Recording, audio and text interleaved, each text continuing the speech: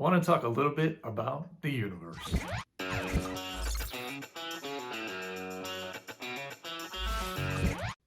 Hey, I'm Dave Swartz, and welcome to another Dose of Dave. I'm coming to you a day late this week, and I apologize for that. But in retrospect, I think it's actually kind of divinely guided in a sense. Today is, in fact, 1111, which is a powerful number in the world of numerology.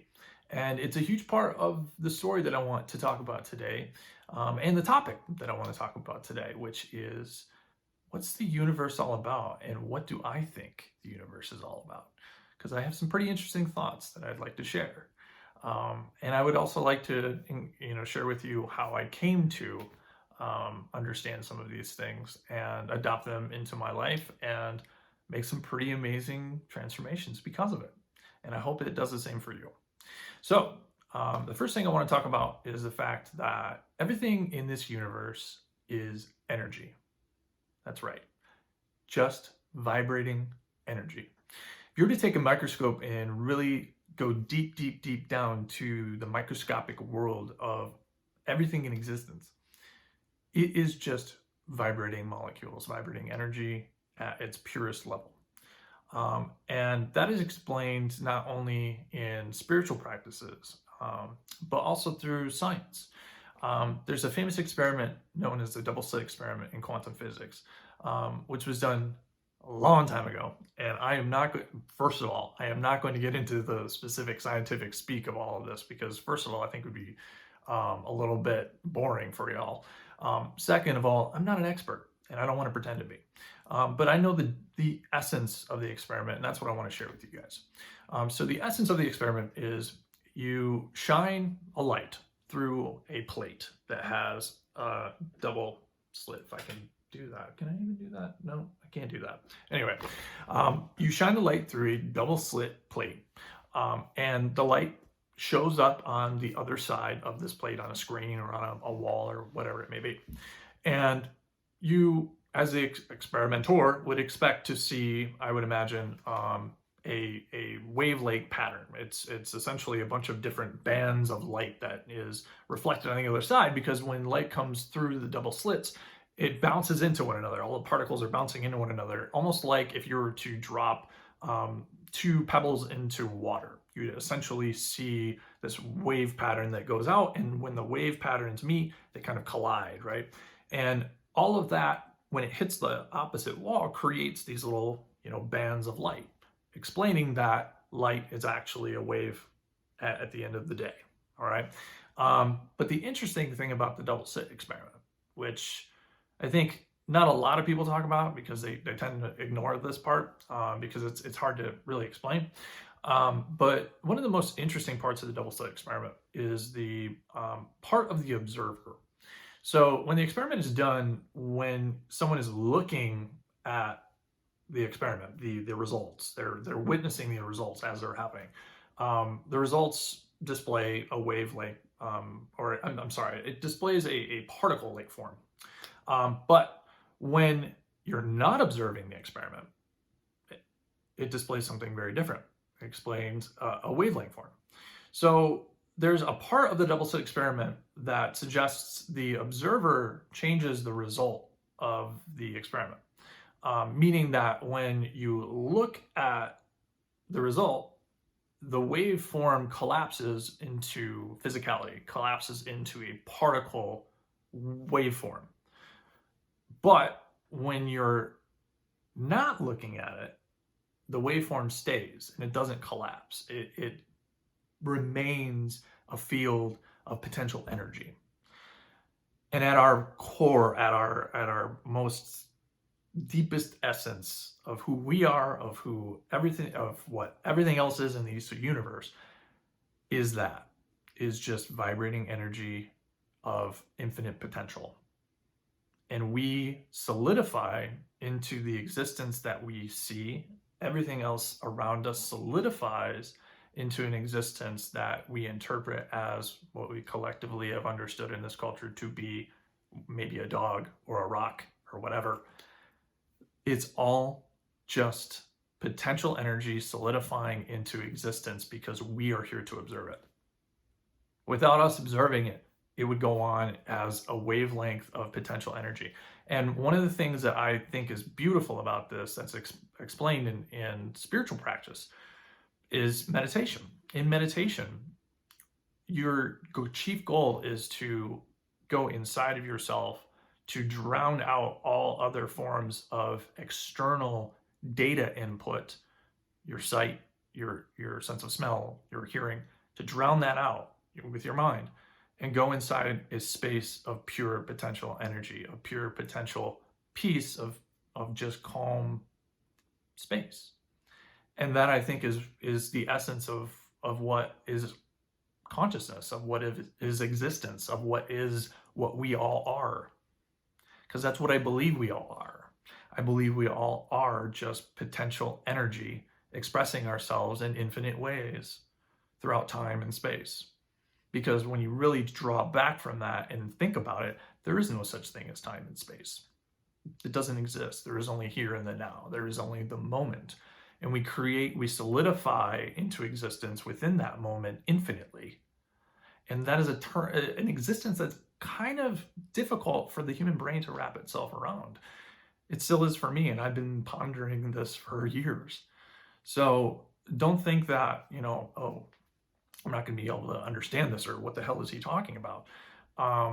It's pretty interesting, because we're talking about an infinite existence here. That's something that's way, way beyond, I think, what we can truly understand as an individual shred of consciousness experiencing just itself, detached from itself. Because honestly, there are not very many moments that I feel like I'm truly connected to that potential wave form, that potential wave of energy that pulses throughout the entire cosmos. That's what I believe is what is keeping everything in this delicate dance called the universe. And to me, it is unthinkable, unimaginable, completely impossible to imagine that there's not another Earth-like civilization floating out there in the millions, if not trillions. We're all over this planet, this universe, I'm sorry. Yes, we are all over this planet. But I firmly believe that we all are part of a much grander, more amazing, interconnected experience of existence, of consciousness, expressing itself in infinite ways. So with that, I want to talk another little bit here about sort of the laws that I have come to understand about existence. And they've kind of helped me to frame this sort of idea into something that's a little more tangible, something that you can carry with you each and every day, and something that I think would really help everyone when you feel like you're lost, or you feel like you're disconnected, or you feel like, you just, you don't feel like you are part of anything. You feel like you're completely alone. Because I was there, and when I heard these words, it helped to really kind of solidify things for me, and I was able to, move on and expand my understanding from there. So these are sort of what I call the universal laws. They're taken from, sources on, the internet, interesting, thought-provoking individuals who, excuse me, are sharing, their own perspectives that are very interesting. And this is sort of the thing that really grabbed hold of me and said, this is really interesting, and I think I need to investigate this more. So the first one is, you exist and you always will. There's not changing any of that. And we just talked about energy and how we are all energy. And I believe it was Einstein that said that energy cannot be created nor destroyed. So if we cannot ever really truly be created because we've always existed, you exist, and you always will, and you can never die because we always will exist, then to me, there's really no fearing a death.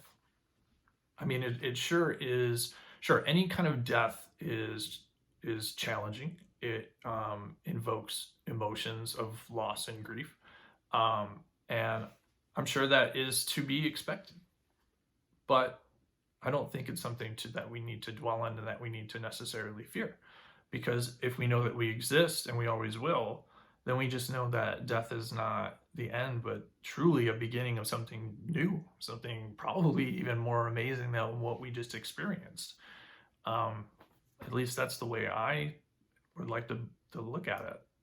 And again, a lot of what I believe is your perspective, how you observe it, how you look at it. Because if you're observing things through a lens as a particular view, maybe that's what you're going to see in your environment. That's what's going to solidify in front of you. Think about that. All right, so the second one is everything is here and now. Everything is just in the moment. Like I said before, it really is no space and time. Everything just sort of exists in a singular, beautiful moment where we have the opportunity to create something, to experience ourselves, I should say ourself, because it's truly only just one consciousness, one existence, one infinite field of being. You know, there's no true separation. The separation is only an illusion of self and only an illusion of an individual. Those identities are nevertheless important, nevertheless amazing, and expressions of this infinite mind. But I don't think it's truly what is truth, what is real. It's an illusion. It's a fantasy or a figment of your imagination. Think about that. You are a figment of your own imagination. Crazy. The next one is the one is the all and the all is one. So what we've been talking about, there is no separation, really. At the same time, you are part of the collective consciousness that exists throughout space and time, that reaches to every inch of the cosmos. But at the same time, you are also you. I am Dave Swartz.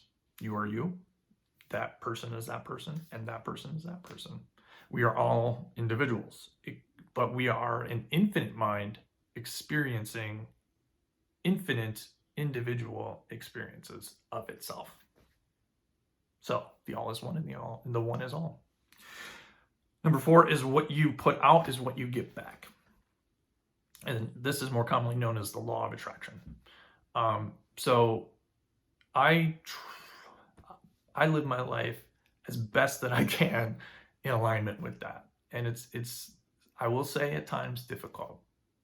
However, every day I work towards that goal. That's part of my work every day. Part of my spiritual work is to believe in myself and to put that out for other people to share with me in, right? I want to also help others and be a service to others to be able to help create what they want for themselves as well.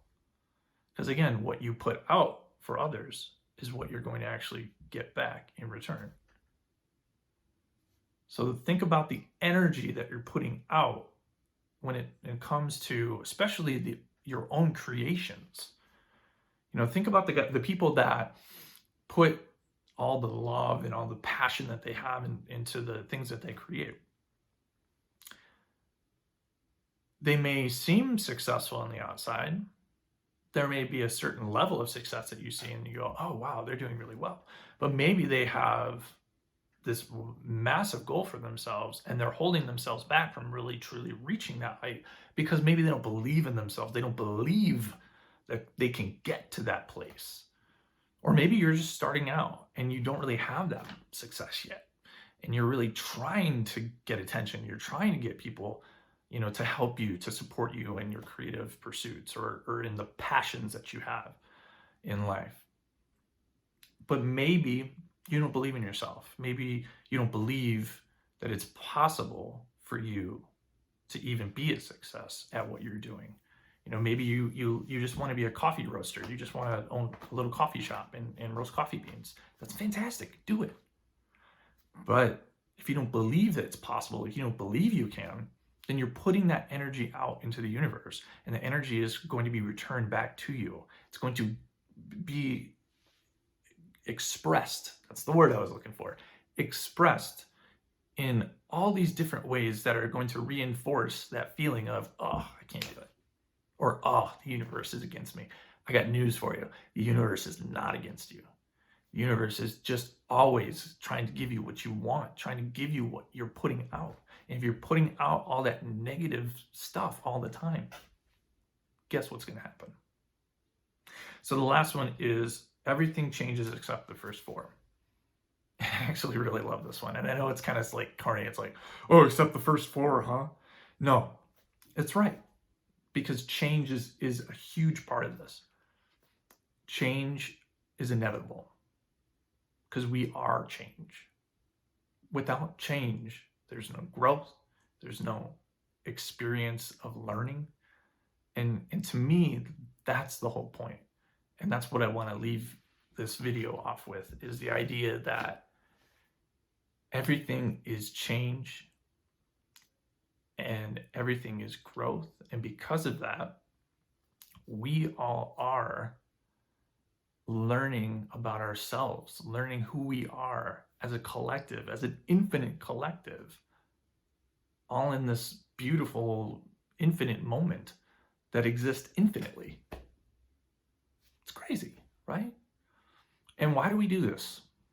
And I think about it like this. I think about it as if you're an infinite, all-knowing, all-experiencing, God-like consciousness. And you know everything there is to know about everything that was, everything that is, and everything that will be. It's pretty freaking boring, huh? You don't ever have the experience of learning new things, growing, not knowing. You just always know. And as amazing as that might seem at first, I think, for a lot of us, I don't really think that that's very fun in the long run, in the infinite experience of life.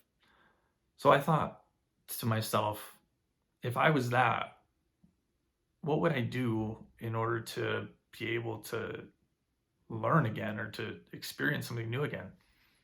I might split myself so that I could have something that's separate, an expression of myself, something that's similar, but different in a way so that I can learn something from that other part of me, and that other part of me can learn something from me. And I can experience the joy of learning and teaching at the same time.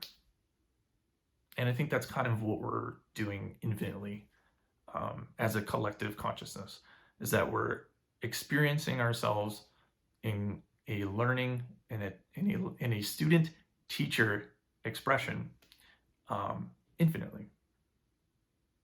So that's the way I see the world. That's the way I see the universe. And the reason why is because, to me, all of what I just explained pretty much covers everything that you could ever encounter, I think, at least so far, in life. You don't have to fight about dogmas and religion, no matter what it is, science or religion, or archaeology or whatever it may be. These are just collective ideas of a few people in the long run, really, that I think need to be more willing to change and be more willing to understand that it isn't just this or that, it's this and that. And if you actually listen to the first few rules that I listed out, there's a lot of ands in there. You exist and you always will. Everything is here and now. The one is all and the all is one. So if you start living your life more thinking in that way, I think that there's room for everything because everything is infinite. I think we'd all be a little bit better off. So let's be good to everybody. And I can't wait to do this again with y'all. Every time I do one of these, it's just really kind of cathartic for me as well. Because I almost feel like I'm, that other part of the infinite body experiencing itself from the other side of the screen. So it's pretty interesting. Anyway, as always, we're going to dance it out here on Dose of Dave. And I hope you guys, if you haven't subscribed yet, subscribe. Check me out on my social media. My handle is Dave Swartz Art. You can see all my fantastic art. I just did this really cool piece on a live stream on YouTube with my buddy Robert Geronimo. So I do this stuff every week. I do all kinds of cool original artwork, so you can check that out on my website if you want to own a piece for yourself. But as always, we're going to do a little dance to close out the show, and I hope you guys have a good rest of your week. All right, take care.